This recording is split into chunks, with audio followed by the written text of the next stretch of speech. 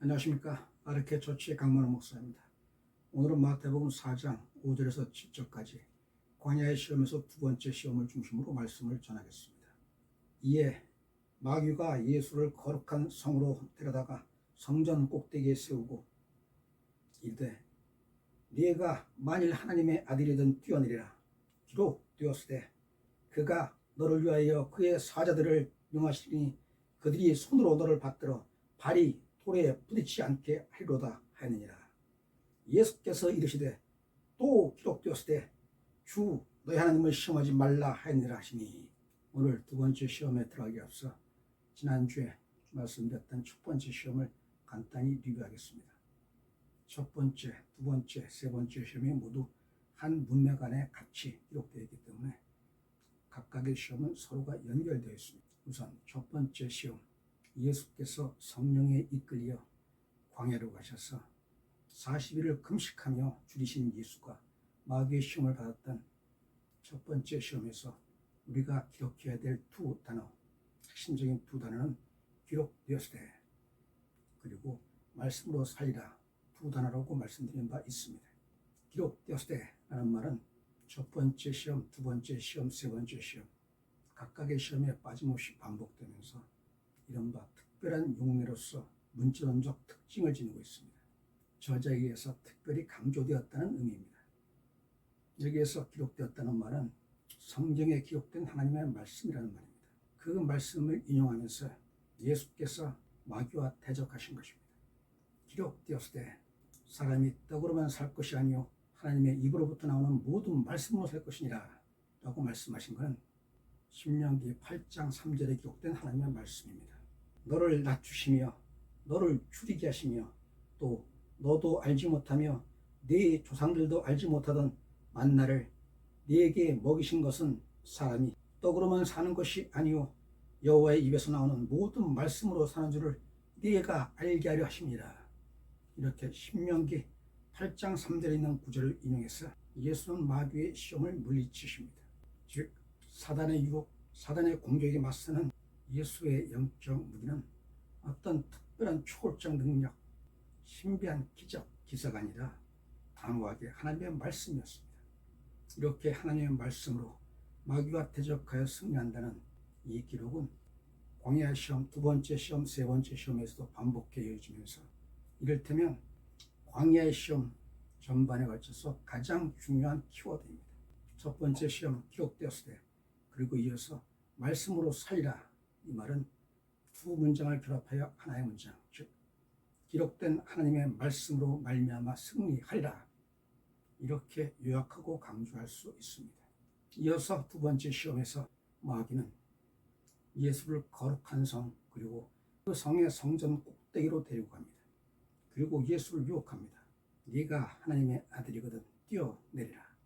그리하면 성경에 기록된 바 그대로 네가 성전 꼭대기에서 떨어지기 전에 천사들이 너를 받들어 네 성명을 구하지 않겠느냐. 네가 하나님의 아들이요 거룩한 존재이며 권능을 지닌 자임을 세상에 과시하라. 이렇게 예수를 유혹합니다. 그런데 여기에서 우리가 주목할 부분이 있습니다. 그것은 첫 번째 시험에서 예수께서 기록되었으되 라고 말씀하시며 하나님의 말씀을 인용하시면서 사탄 마귀와 대적했었습니다. 그런데 지금 두 번째 시험에서 마귀 역시 기록되었으되 이렇게 말하면서 성경에 기록된 하나님의 말씀을 인용하며 예수를 유혹합니다. 이는 시편 91편 11절부터 12절까지 있는 구절입니다. 읽겠습니다. 네가 말하기를 여호와는 나의 피난처시라 하고 지존자를 너의 거처로 삼았으므로 화가 네게 미치지 못하며 재앙이 네 장막에 가까이 오지 못하리니 그가 너를 위하여 그의 천사들을 명령하사 네 모든 길에서 너를 지키게 하십니다.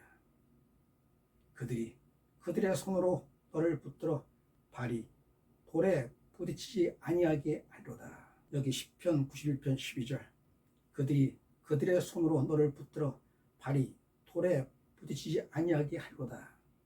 이 구절을 인용하면서 네가 하나님의 아들이라면 마땅히 천사들이 나타나 네 발이 돌에 부딪히지 아니하게 너를 지킬 것 아니냐, 이렇게 유혹한 것입니다. 첫 번째 시험과 두 번째 시험엔 어떤 차이가 있습니까?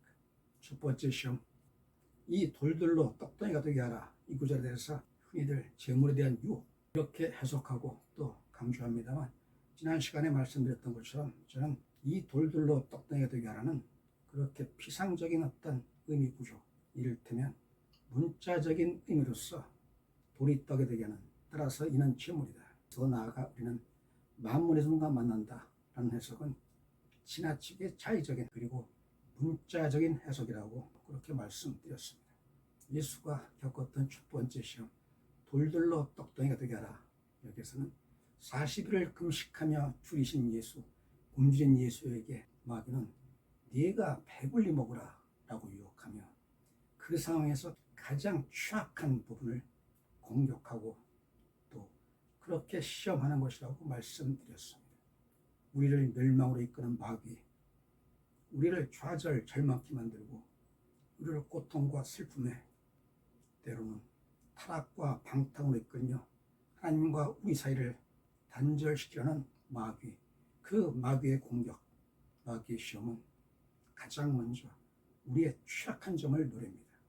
요컨대 우리가 마귀의 시험에 맞서 이기기 위해서 가장 먼저 우리가 장을 바는 나에게 가장 약한 점이 어디인가, 나에게 가장 취약한 지점이 어디인가, 이를 깊이 성찰하고 나의 그 약점이 사단의 먹이가 되지 않도록 영적으로 무장할 필요가 있습니다. 물론 하나님의 도움을 간구하며 하나님의 뜻에 순종하는 것이 전쟁입니다. 이어서 오늘 두 번째 시험, 네가 뛰어내리라. 이 높은 곳 성전 꼭대기에서 뛰어내려 내 몸이 으스러지기 전에 천사들이 나타나 너를 받들어 네가 다치지 않게 너를 구하리라. 그것이 성경에 있는 하나님의 말씀이 아니더냐. 이를 따르라. 네가 세상에서 특별한 존재며 거룩한 하나님의 아들이요 하나님의 권능을 이어받은 하나님의 아들임을 과시하라. 증명하라. 드러내 보여라. 이렇게 유혹하는 것입니까? 어떤 시험입니까? 저도 여러분도 우리 모두 명심해야 되는 시험입니다. 나는 특별한 존재다. 나는 하나님의 특별한 선택과 사랑 그리고 은혜를 입어 세상과 너희들과 차별되고 구별되는 특별한 존재로 우뚝 세워졌다. 나를 이렇게 특별히 사랑해 주신, 특별히 은혜를 베푸신 주여 감사나이다. 이런 고백 속에 담겨있는 실로 무서운 신앙의 일탈, 타락, 그것은 다름 아닌 교만입니다. 내가 이렇게 선택받았으므로 너보다 우월하다, 너보다 존귀하다, 너와 나는 근본이 다르다. 물론 모든 사람이 이런 교만, 영적 교만에 빠지는 것은 아닙니다. 하지만 위험한 것은 많이 가지면 가질수록, 높아지면 높아질수록, 주위의 눈길을 많이 받으면 받을수록 점점 교만도 그와 정비하여 커져가는 것이 인간의 본디 부족한 인간의 본성입니다. 이렇게 나는 남다르다, 나는 특별하다, 나아가 나는 너와 달리 존귀하다, 이런 영적 교만, 다시 말해서 신앙의 일탈과 타락은 오늘날 지금의 시점에서, 즉 공실론적 관점에서 살펴보면 이른바 축복신앙 그리고 성공주의 신학에서 여실히 드러납니다. 오늘날 많은 교인들이 이른바 축복신앙의 함정, 그 수렁과 늪에서 빠져나오지 못한 채 거짓 신앙에 점점 매몰되어 가고 있습니다.